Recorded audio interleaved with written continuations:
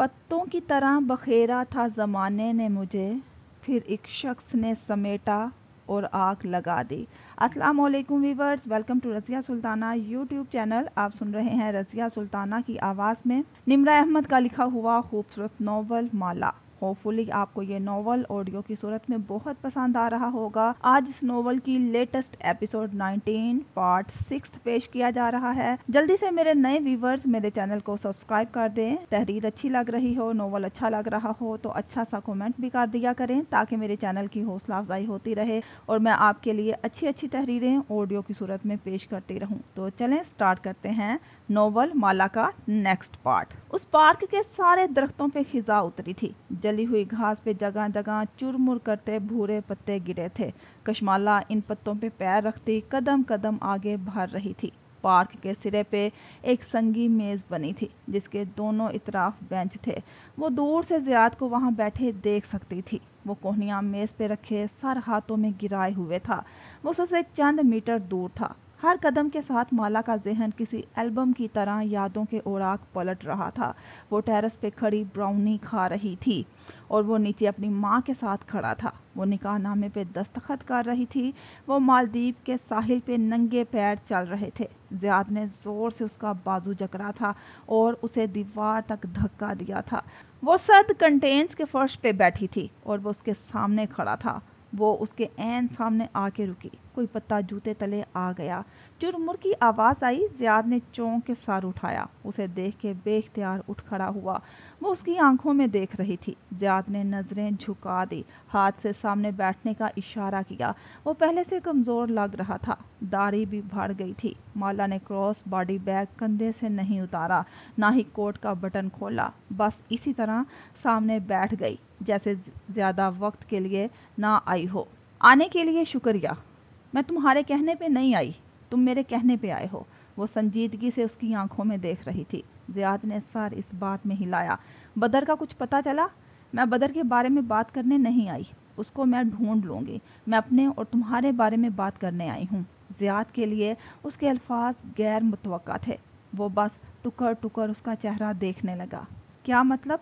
तुमने उस रोज़ मुझसे पूछा था कि क्या मैं तुम्हें कभी माफ़ कर सकूँगी, और मुझे लगा था मैं तुम्हें कभी माफ़ नहीं कर सकूँगी क्योंकि तुमने मुझे अजियत दी है ज़ियाद। ज़ियाद का सर झुक गया, ऐसे जैसे वो कभी उसके सामने चेहरा नहीं उठा सकेगा। तुम मेरी माँ के भी कातिल हो और मेरी सैनिटी के भी। तुम्हारे दिए हुए ज़ख्मों की वजह से मैं पिछले 5 साल से शदीद ट्रॉमा का शिकार हूँ। शोहर तो बीवी को मार के आगे बढ़ जाता है, लेकिन एब्यूज्ड हुई औरत को कई बरस लगते हैं हील होने में। तुम्हारी वजह से मैं नई ज़िंदगी शुरू नहीं कर सकती क्योंकि हर मर्द को देखकर मुझे ये खौफ आता है कि कहीं वो ज़ियाद सुल्तान जैसा ना निकल आए। तुम्हारी वजह से मैं किसी मर्द पे एतबार नहीं कर सकती। वो किसी गुस्से या नफ़रत से नहीं कह रही थी, वो बहुत आराम से सादगी से बता रही थी। ज़ियाद ने चेहरा उठाया। उसकी आंखों में आंसू थे। मेरे अल्फाज तुम्हारे ज़ख्म नहीं भर सकते, लेकिन मैं दिल से पशेमान हूँ। मेरी ज़िंदगी बहुत तारीख है, पछताओं में घिरी हुई। मैं अपने किए की सज़ा काट रहा हूँ और काटता रहूँगा। तुम्हें कभी भी मुझे माफ़ नहीं करना चाहिए। माला ने सर नफ़ी में हिलाया। मैंने भी यही सोचा था कि मैं तुम्हें कभी माफ़ नहीं करूँगी क्योंकि इतना सब कुछ करने के बाद माफ़ी बनती ही नहीं है। लेकिन वो धीरे से मुस्कुराई। उसकी आंखों में पानी भरने लगा। फिर मुझे किसी ने यह समझाया कि दूसरे के गुनाह का बोझ मेरे दिल को नहीं उठाना चाहिए। हम पुराने ज़ख्म याद रखेंगे तो नई मोहब्बतों की जगह दिल में कैसे बनेगी। वो बोल रही थी और उस खिज़ा आलूद दोपहर में ज़ियाद सुल्तान बैठा बस उसे सुन रहा था। मैं तुम्हारे दिए ज़ख्मों को जब तक माफ़ नहीं करूँगी वो भरेंगे नहीं। मैं 5 साल से तुम्हारे दिए बोझ उठा रही हूँ और अब मैं इनको अपने दिल से उतारना चाहती हूँ। मेरी हीलिंग की कुंजी यही है। आंसू ज़ियाद के चेहरे पे फिसल के बड़ी हुई शेप में गुम हो रहे थे। इसलिए आज मैं तुम्हारे पास आई हूँ। मुझे नहीं मालूम तुम वाकई बदल गए हो या ये भी तुम्हारी कोई नई चाल है, लेकिन मैं तुम्हारे अमल की जवाबदेह नहीं हूँ। मैं सिर्फ, माला ने हाथ अपने सीने पर रखा, अपने दिल के लिए ज़िम्मेदार हूँ और मुझे अपने दिल को खाली करना है हर किस्म के ग्रज से, बुग़्ज़ से, नफ़रत से, दुख से। उसने हाथ नीचे गिराया। वो अभी तक उसकी आंखों में देख रही थी, लेकिन किसी मलामत से नहीं, सिर्फ तरस से, हमदर्दी से। आज मैं तुम्हें दिल से माफ़ करती हूँ ज़ियाद। हर उस चीज़ के लिए जो तुमने मेरे साथ की, क्योंकि मेरा दिल पुराने दुखों का बोझ मज़ीद नहीं उठा सकता। तुमने बाकी दुनिया के साथ जो भी किया वो तुम्हारा और अल्लाह का मामला है, लेकिन जो कुछ तुमने मेरे साथ किया उसके लिए मैं तुम्हें माफ़ करती हूँ। ज़ियाद का चेहरा फिर से झुक गया। आंसू बहते हुए ठोड़ी से मेज़ पे टिप टिप गिर रहे थे। उसे नहीं याद उसने ऐसे खामोश अंदाज में कभी ज़ियाद सुल्तान को रोते देखा हो। बस यही बताना था, तुम मेरी किसी बद दुआ का हिस्सा नहीं होगे। मुझे तुम्हें कोई सज़ा मिलते नहीं देखनी, ना मैं चाहती हूँ कि मेरा और तुम्हारा कोई हिसाब बाकी रहे। फिर वो उठ खड़ी हुई। वो बिल्कुल नॉर्मल थी, पुरसुख। चंद लम्हे के लिए भीगी आंखें वापस खुश्क हो चुकी थी। ज़ियाद ने गीला चेहरा उठा के उसे देखा। उसके सारे अल्फाज ख़त्म हो गए थे। तुम्हारे लिए एक नसीहत है, अगर तुम वाकई दिल से नादम हो तो खुद को बदल लो, ज़िंदगी फिर से शुरू करो और अब की बार उसे बेहतर तौर पर गुजारना। मुलाकात का वक्त ख़त्म हो चुका था। वो पलट गई थी तो वो बेख्तियार खड़ा हुआ। मैं तुम्हारी ज़िंदगी से बहुत दूर चला जाऊंगा। बदर के मिलते ही तुम मुझे कभी नहीं देखोगी। लेकिन घास पे चलती कशमाला रुकी, पलट के नहीं देखा। लेकिन मैं वाकई अपनी ज़िंदगी का एक नया सफ़ा उल्टा रहा हूँ। Clean slate. मैं अपनी किताब लिख रहा हूँ। वो जैसे हिचकिचाया। क्या तुम मेरी किताब पढ़ोगी? नहीं। कशमाला मुबीन बहुत सुकून से उसकी तरफ पलटी। उन्हीं निगाहों से उसे देखा। इन निगाहों में कुछ भी नहीं था। मैं नहीं पढ़ूंगी। तुम्हारे ज़ख्मों को दिल से इसलिए निकाला ताकि तुम मेरी किसी याद या किसी हिसाब किताब का हिस्सा न रहो। ज़ियाद के चेहरे से लगता था किसी ने दूसरी दफ़ा उसे कैद खाने में डाल दिया हो। लोग गलत कहते हैं कि मोहब्बत का उल्ट नफ़रत होती है। मोहब्बत का उल्ट इंडिफरेंस होता है, फ़र्क ना पड़ना, एक दूसरे के लिए बेमैनी हो जाना। जब तक नफ़रत थी तुम मेरी बद्दुआओं का हिस्सा थे, अब नहीं रहोगे। मेरा दिल आज से तुम्हारे दिए दुख से खाली है। खुदा हाफिज़। ज़ियाद सुल्तान। और वो पलट गई। अब घास पर तेज़ तेज़ चलती वो उससे दूर जा रही थी। वो उसके पीछे नहीं आया। वो वहीं बेंच पे बैठ गया और सर मेज़ पर रख दिया। पार्क के किनारे कशमाला रुकी और मुड़ के उसे देखा। वो सर हाथों में दिए रो रहा था। उसकी आंखों में पानी भरने लगा, लेकिन उसने नफ़ी में सर हिलाया। 5 साल बाद जैसे उसका दिल आज़ाद हो गया था, इतना आज़ाद कि उस लंबे चौड़े मर्द को रोते देखकर भी उसे कुछ महसूस ना हुआ था। लकड़ी के घर के उस कमरे में एक वाहद जर्द लैंप जला था। मालिक फरीद आंखें मूंदे बिस्तर पर लेटे थे। उनके बेड को हाल ही में अस्पताल के बेड से तब्दील किया गया था। हाथ की पुश्त पर आईवी लाइन लगी थी और स्टैंड से लटकी ड्रिप कतरा कतरा जिस्म में उतर रही थी। आहट पे उन्होंने चौंक की आंखें खोली। चौखट में माहिर खड़ा था, कोट बाजू पर डाले, बिना जूतों के। वो यासिया से उन्हें देख रहा था। उन्होंने आबरू से इशारा किया, अंदर आ जाओ। वो सर झुकाए कदम कदम चलता अंदर आया। उसके कदम सुस्त थे, जैसे निढाल हो, शिकस्त खुर्दा हो। नीम अंधेरे कमरे में भी वो उसके चेहरे पे फैली वीरानी देख सकते थे। वो उनके करीब कुर्सी खींच के बैठा, घुटनों पर कोहनियाँ रखी और मुट्ठी होंठों पर रखे सर झुका दिया। वो सामने दीवार को देखते रहे। चंद लम्हे इसी तरह गुजर गए। फिर माहिर सीधा हुआ। ज़ारा ने, जानता हूँ। उनकी सर्द आवाज़ पे उसने बेख्तियार उनका चेहरा देखा। उस चेहरे पे कोई तासुर ना था, सवाए हल्की सी उकताहट के, जो शायद तकलीफ़ का नतीजा थी। ये फैसला तुम लोगों ने अपनी मर्ज़ी से किया था, तब भी किसी ने मुझसे नहीं पूछा। अब भी अपनी मर्ज़ी से तोड़ रहे हो। माहिर ने ज़ख्मी नज़रों से उनको देखा। ये उसका फ़ैसला है। उन्होंने जवाबन एक सख्त नज़र उस पर डाली। मैंने तुम्हें वार्न किया था, तुम जब उसको अपनी ज़िंदगी में दोबारा शामिल करोगे तो तुम्हारी ज़िंदगी पेचीदा हो जाएगी। तुम ज़ारा से और किस चीज़ की तवक्का करते थे? माहिर के कंधे ढलक गए। उसने सर झुका दिया, आंखें बंद किए, हाथ से आंखें मसलने लगा। वो जैसे थक चुका था। ज़ारा को ये फ़ैसला ना करना पड़ता अगर तुम चंद महीने पहले एक गलत फ़ैसला ना करते। माहिर ने दुखती कनपटी सहलाते हुए पूछा, हमारे फ़ैसले ने तुम्हें ना खुश किया है मालिक? खुश तो मैं उस फैसले पे भी नहीं था जो तुम लोगों ने मुझसे पूछे बिना किया था। वो उसी तलखी से कह के सामने देखने लगे। वो नाखुश नहीं थे, तकलीफ में थे। चंद लम्हे उसी पसमर्दा सी खामोशी की नज़र हो गए। मैं हमेशा ज़ारा का ख्याल रखूँगा। मालिक फरीद के आईवी लाइन लगे हाथ में हल्की सी लर्जिश हुई। उन्होंने ज़ोर से मुट्ठी में चादर भींच ली। चेहरा अलबत्ता पुरसकून रहा। मैं तुमसे सिर्फ इतना चाहता हूँ, जो भी हो तुम हमेशा उसकी फैमिली बने रहो। उसने इस बात में सर हिलाया। کندھے بوجھل تھے، دل بوجھل تھا۔ وہ مالک کا سامنا کیسے کرے گا؟ یہی سوال اس کو صبح سے کھائے جا رہا تھا، لیکن یہ ملاقات اس کی توقع سے بہتر تھی۔ اس کے دل کا بوجھ ہلکا ہو رہا تھا۔ زارا میری فیملی ہے اور میں اس کی فیملی ہوں، ہم کبھی جدا نہیں ہوں گے۔ مالک فرید نے اس بات پہ تبصرہ نہیں کیا۔ وہ اسی طرح دیوار پہ گرتے سائے دیکھتے رہے۔ میں زارا کے لیے، میرا مسئلہ اس وقت زارا نہیں ہے، زیاد ہے۔ انہوں نے ایک تیز نگاہ اس پہ ڈالی۔ کیا اس نے تم سے رابطہ کیا؟ ماہر نے اکتا کے کندھے اچکائے۔ ابھی تک تو نہیں، لیکن کرے گا۔ پہلی دفعہ مالک فرید کی آنکھوں میں تشویش سی ابھری۔ مالا اس کے بارے میں کیا کہتی ہے؟ یہی کہ وہ نادم ہے، اسے پچھتاوا ہے، وغیرہ وغیرہ۔ تمہیں اس کے وغیرہ وغیرہ پہ یقین ہے؟ ماہر نے جیسے بد مزہ ہو کے ناک سے مکھی اڑائی۔ لوگ نہیں بدلتے۔ مالک فرید نے غور سے اس کو دیکھا۔ لوگ بدل بھی سکتے ہیں، لیکن شاید تم وقت گزرنے کے ساتھ ساتھ زیادہ تلخ ہوتے جا رہے ہو۔ ماہر نے پیچھے ہو کے ٹیک لگائی، ٹانگ پہ ٹانگ جمائی اور بہت فرصت سے ان کو دیکھا۔ زیاد کبھی نہیں بدلے گا۔ مالا اس کی ندامت پہ یقین کر سکتی ہے، میں نہیں۔ اور اگر تم غلط ہوئے، جیسے شاید تم سوزین کے بارے میں ہو، وہ اتنی بری نہیں ہے جیسے میں کل پیدا ہوا تھا۔ ماہر فرید کا حلق تک کڑوا ہو گیا۔ مالک صاحب نے افسوس سے سر دائیں بائیں ہلایا۔ یہ طے تھا کہ وہ خود کو ہمیشہ انسانوں کا بہترین جج سمجھتا تھا۔ وہ اس کی رائے کو نہیں بدل سکتے تھے۔ اگر زیاد واقعی نہیں بدلا تو اپنا انتقام لیے بغیر اس شہر سے نہیں جائے گا۔ میں زیاد سے نہیں ڈرتا۔ ماہر بیزاری سے کچھ کہتے کہتے رکا۔ ایک دم چونک کے مالک کو دیکھا۔ تمہیں اس کے بارے میں فکر کرنے کی ضرورت نہیں ہے، یہ میرا اور زیاد کا معاملہ ہے۔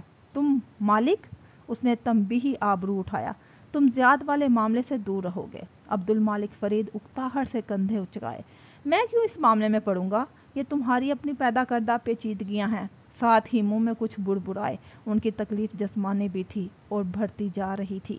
ایک گہری سانس ماہر کے ہونٹوں سے خارج ہوئی، کندھے نیچے گر گئے۔ پھر اسے یاد آیا، تمہارا کلینیکل ٹرائل جلد شروع ہونے جا رہا ہے۔ اس کی آواز پست ہو گئی۔ ہاں دیکھتے ہیں، عبد المالک فرید بڑبڑائے۔ اکتاہٹ، بیزاری۔ ہو سکتا ہے یہ دوا ٹیومر کو شرنک کر دے۔ اگر مجھے دوا لگی، کیا معلوم وہ مجھے پلیسیبو لگا دیں۔ پھر اچانک سے چونک کے ماہر کو دیکھا۔ ماتھے پہ لکیریں ابھری۔ اور میں تمہیں تنبیہ کر رہا ہوں ماہر فرید، تم کسی بھی طرح میرے ٹرائل میں مداخلت نہیں کرو گے۔ میں ایسا کیوں کروں گا؟ ایسا سمجھتے ہو تم مجھے؟ چھی! اس نے تعجب اور افسوس سے مالک کو دیکھا۔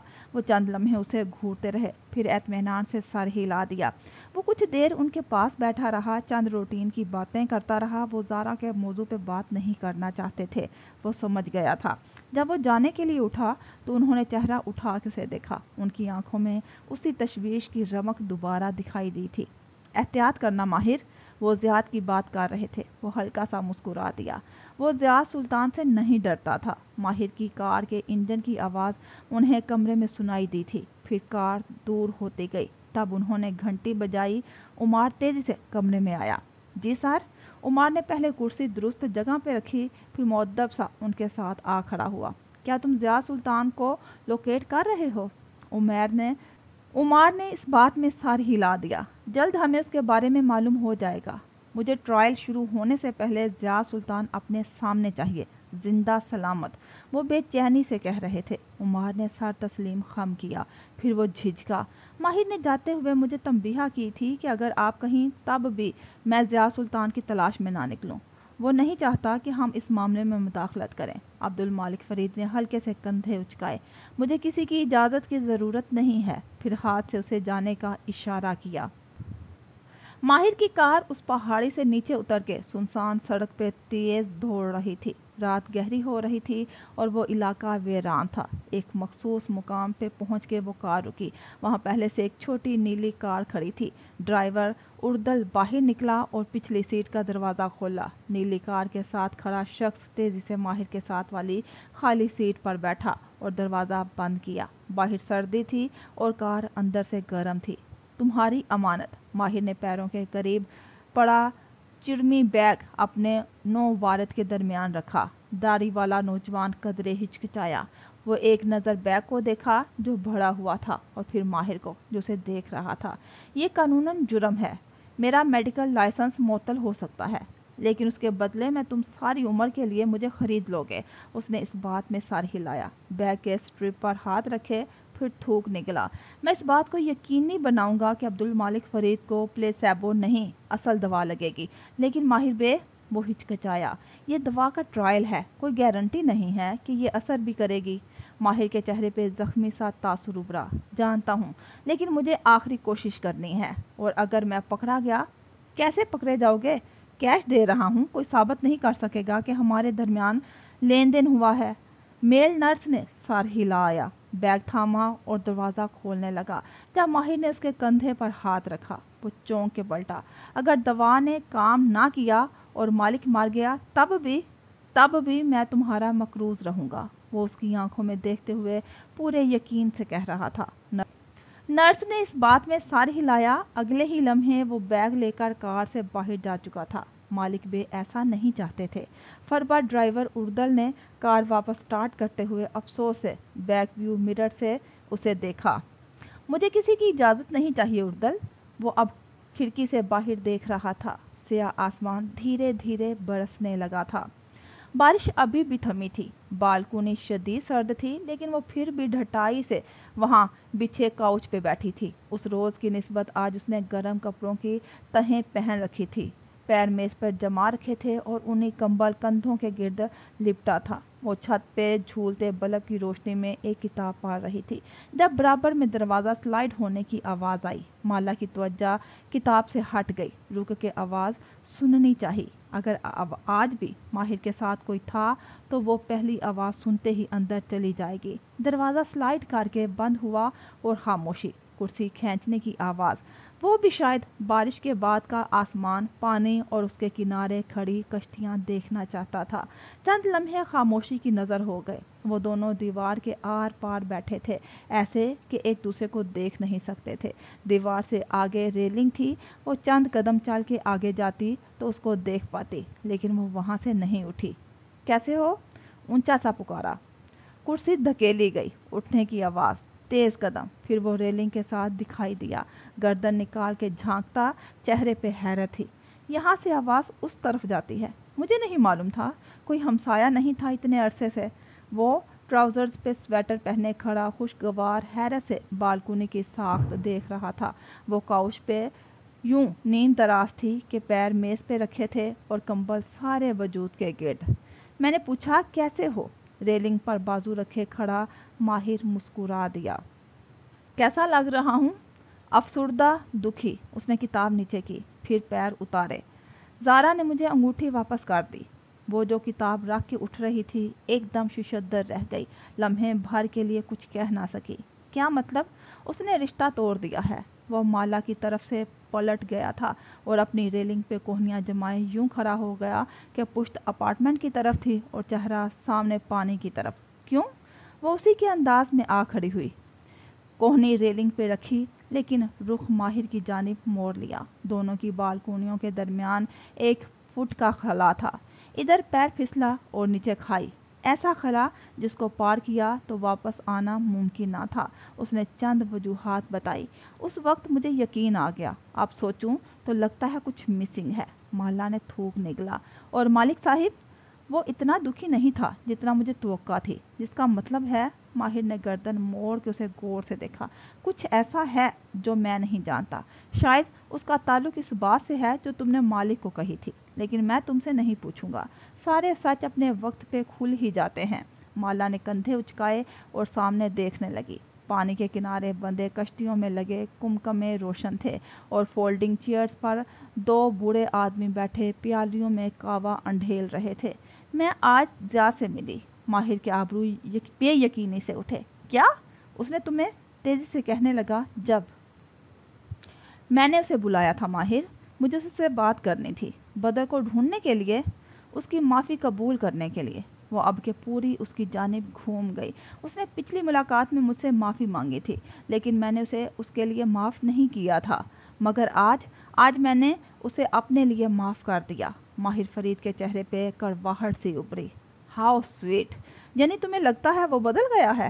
وہ بدلے یا نہ بدلے، وہ اپنے عمل کے لیے جواب دہ ہے और मैं अपने दिल के लिए, मुझे अपना दिल हल्का करना था, क्योंकि मैं एक बोझ लिए जी रही थी। दूसरों के लिए नफ़रत, गम, उनके दिए हुए ज़ख्म याद रखना, ये सब बोझ हैं जो हमें मूव ऑन नहीं करने देते। जब तक मैं ज़ियाद को माफ़ नहीं करूँगी, मेरा दिल स्याह रहेगा। माहिर ने अफसोस से गर्दन दाएं बाएं हिलाई। टचिंग, लेकिन वो नहीं बदलेगा। याद रखना, मैं इंसानों के बारे में गलत नहीं होता। तुम एक दफ़ा उसके बारे में गलत हो चुके हो, जब तुमने कहा था कि उसने बदर को अगवा किया है और कोई नया सरकार नहीं है। वो मुस्कुराहट दबाए उसे देख रही थी। ओके, एक दफ़ा गलत हो सकता हूँ, माना कि उसने बदर को अगवा नहीं किया, लेकिन हर दफ़ा मैं गलत नहीं हूँगा। वो दोनों अब अपनी अपनी बालकोनी पे एक दूसरे की तरफ रुख किए खड़े थे। अगर तुम्हें उसको माफ़ करना खुश करता है तो ठीक है, लेकिन वो नहीं बदलेगा। तुम्हें एक नसीहत करूं माहिर, प्लीज़ मत कहना जो कहने जा रही हो, ये कि तुम भी माफ़ कर दो।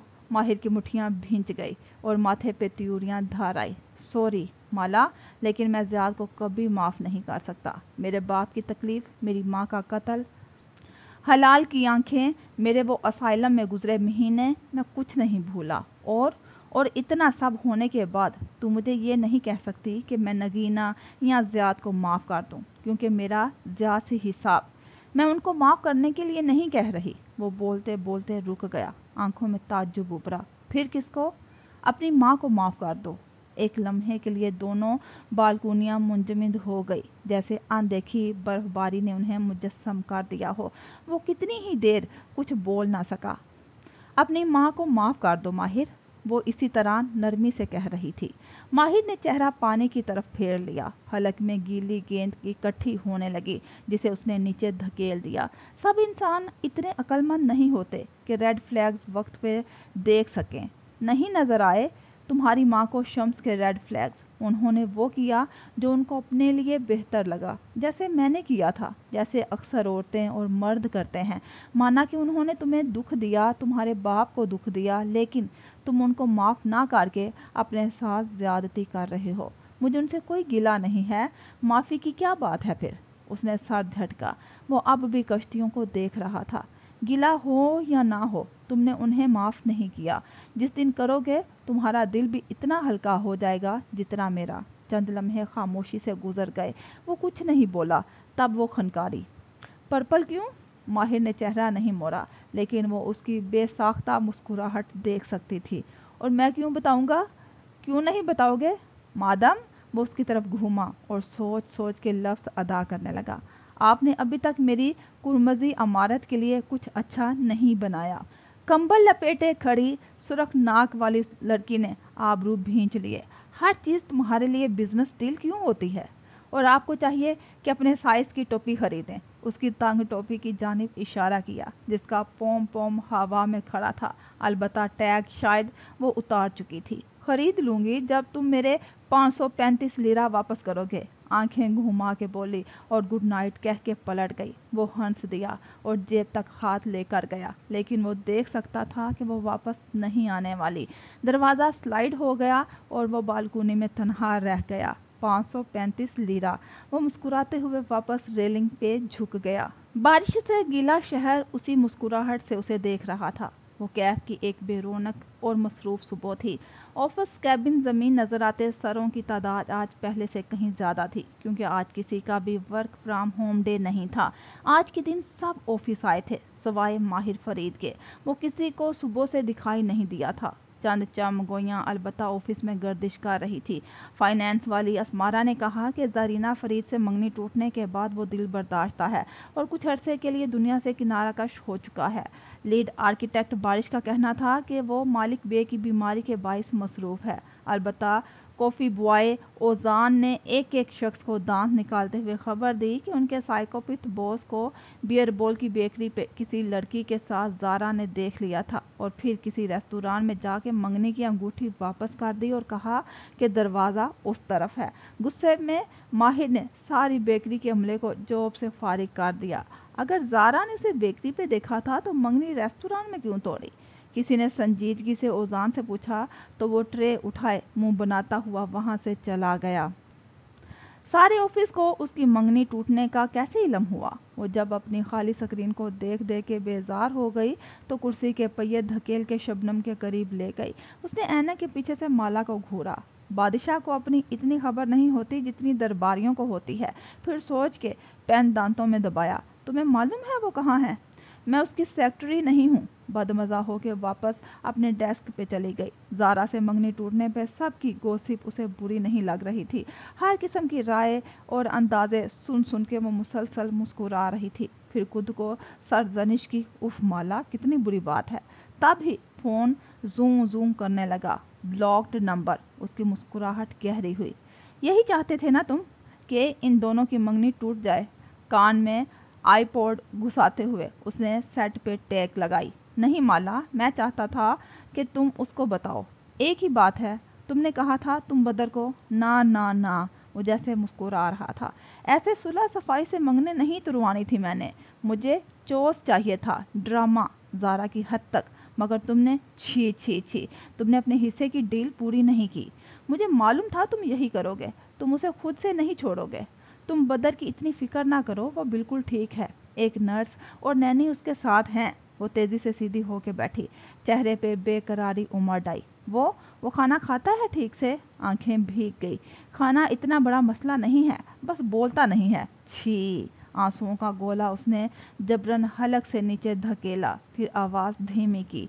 यानी तुम उसको नहीं छोड़ोगे? ओहो, तुमने मेरी बात नहीं मानी।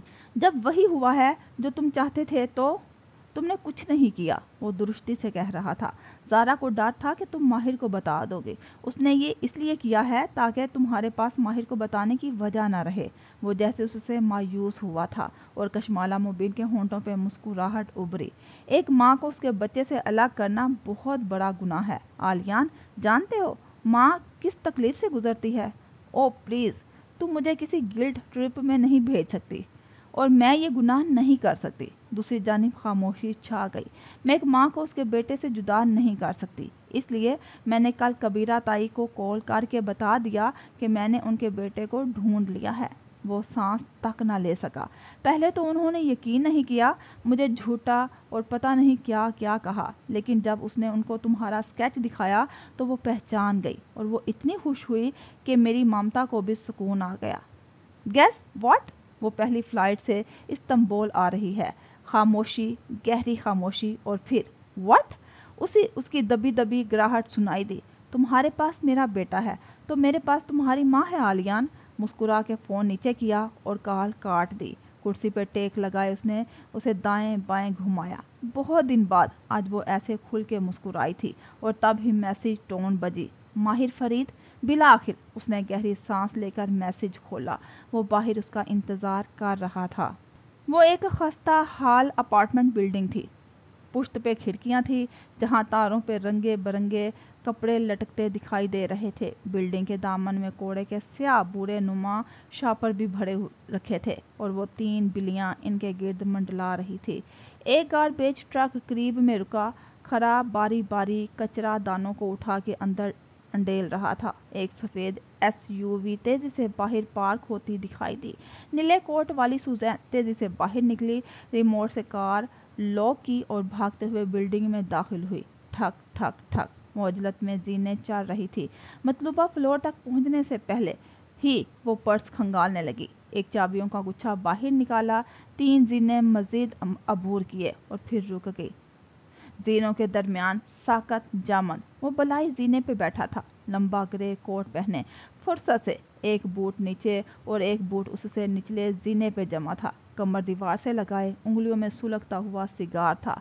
माहिर पे आप? सुजैन की रंगत सफ़ेद होने लगी। हाँ मैं।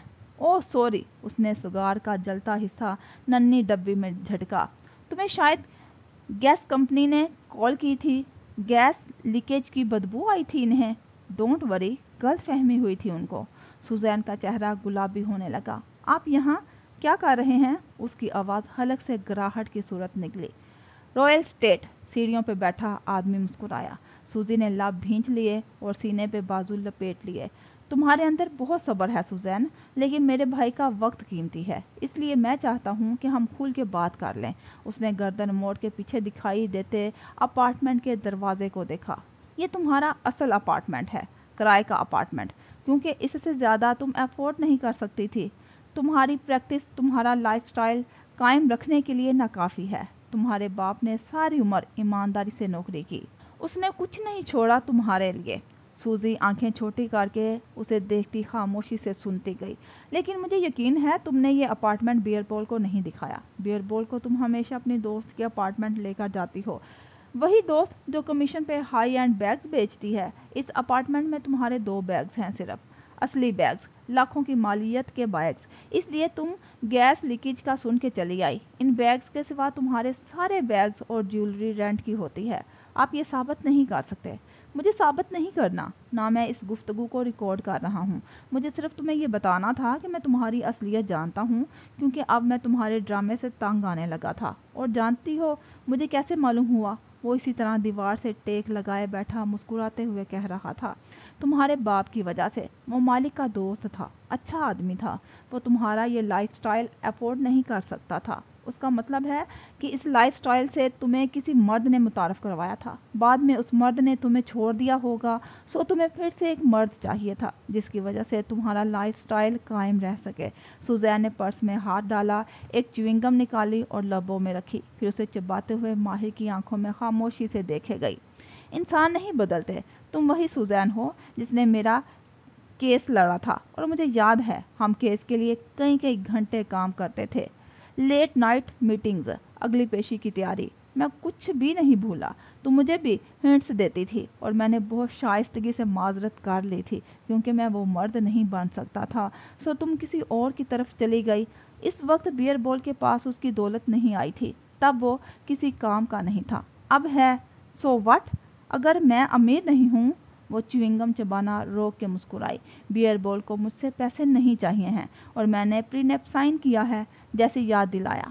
और उसी से मैं समझ गया था कि तुम क्या चाहती हो। तुम्हें तलाक लेकर दौलत के 2 हिस्से नहीं करने, तुम्हें उस शादी के दौरान ही ज़्यादा से ज़्यादा असासे अपने नाम करवाने हैं। अगर प्रीनेप साइन ना किया होता तो बियरबॉल को छोड़ने के बाद तुम्हें हर उस चीज़ के 2 हिस्से करने होंगे जो वो बेवकूफ़ तुम्हारे नाम लगाता जाएगा। कौन किसके असासों के पीछे है ये वक्त बताएगा। वो बहुत तेज़ी से संभल गई थी, अलबत्ता उसका लहजा बदल गया था। आपको उस केस की बातें याद हैं तो मुझे भी याद हैं कि कैसे आपने बियरबॉल के नाम प्रॉपर्टी खरीदी हुई है टैक्स बचाने के लिए। खुद उसको भी नहीं मालूम कि उसके नाम क्या क्या है। माहिर की मुस्कुराहट सिमटी, सिगार का सिरा ज़मीन से मसला। यकीनन शादी से पहले तुमने उसकी तमाम प्रॉपर्टी की तफसीलात निकलवाई होंगी। A girl has to do her homework, उसने मुस्कुरा के कंधे उचकाए।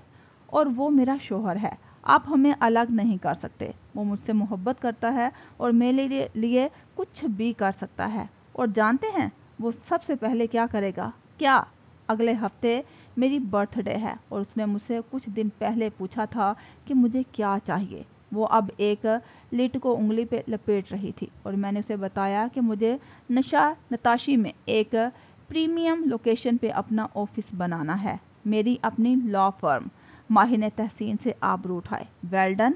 इसीलिए उसे बेकरी के स्टाफ को फारिग करते हुए हिचकिचाहट नहीं हुई। सूजी ने मुस्कुरा के कंधे उचकाए। वो दोनों अभी तक जीनों के दरमियान खड़े थे। इसमें गलत क्या है माहिर भाई? वो अपनी बेकरी मुझे गिफ्ट कर रहा है और मैं उसमें अपनी लॉ फर्म बनाने जा रही हूँ। अब सिर्फ इंटीरियर के लिए मुझे एक अच्छा सा नक्शा चाहिए। आपकी फर्म का कोई आर्किटेक्ट हेल्प कर देगा ना? Family discount. 2 दफ़ा पलकें झपकाई। वो चंद लम्हे उसे देखता रहा। उसकी टोन, उसके खड़े होने का अंदाज सब बदल गया था। ये वही औरत थी जो उसकी वकील थी और जिसकी शख्सियत को वो बहुत अच्छे से समझ चुका था। तुमने कभी इन अटेंशनल ब्लाइंडनेस के बारे में सुना है? आप बता दें।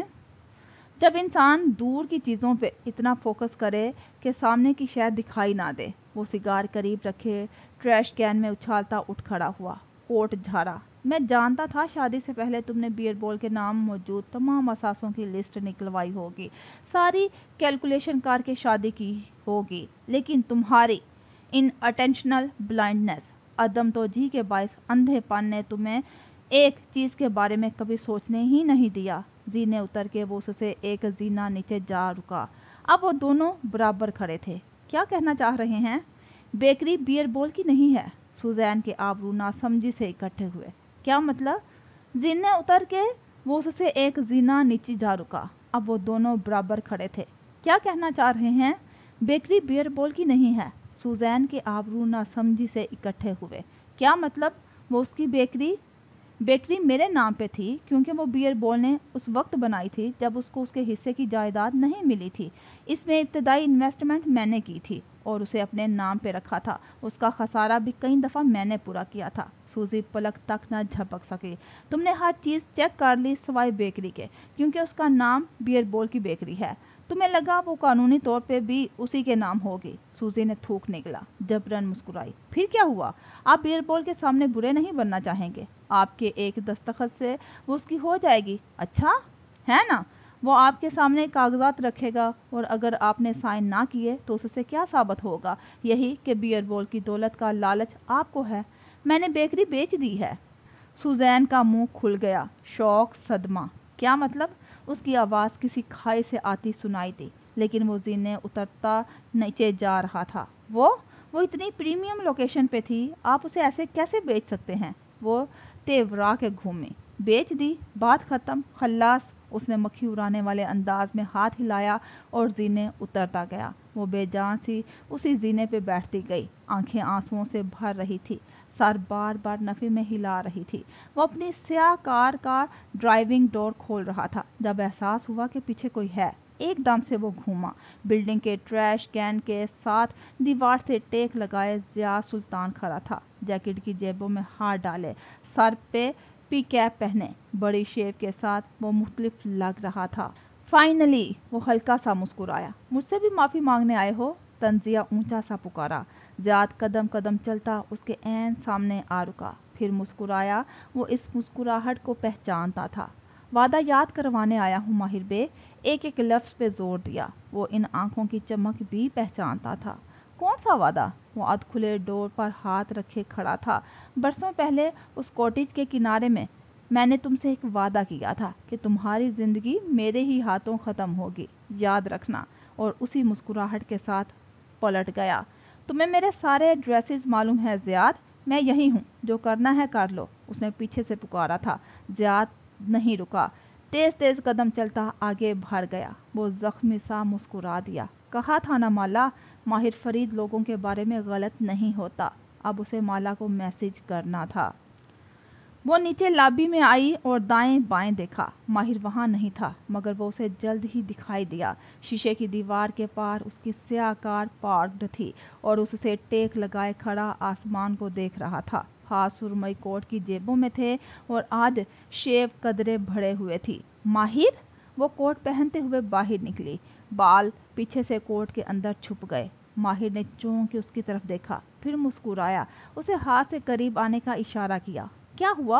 वो मफलर को गर्दन के गिर्द लपेट रही थी। आज धूप नहीं निकली थी और दोपहर के बावजूद शाम का गुमान होता था। ऊपर से सर्दी।